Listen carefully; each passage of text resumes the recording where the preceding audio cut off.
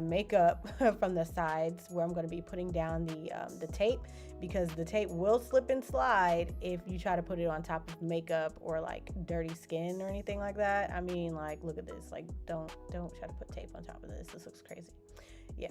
So now I'm just going to pull my hair back, and I'm going to peel off the tape. Well, first, before I peel off the tape, I'm just kind of getting an idea of where I want it to go. And then I'm going to peel off that top layer of tape. It's just like a sticker or like a band-aid, y'all. Just peel it off. And then I'm going to pull the lace forward, and I'm going to place it where I want it. Saturate the hair with water. And I do this really depending on how thick the hair is, like section by section.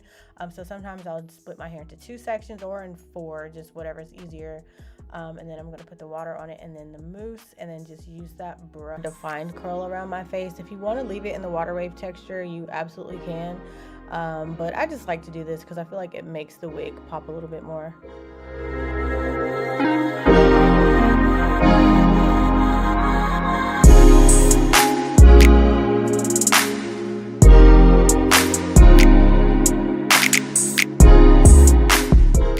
Yeah, so this is the final look. I really love this wig because it's honestly, these type of wigs are so easy to install.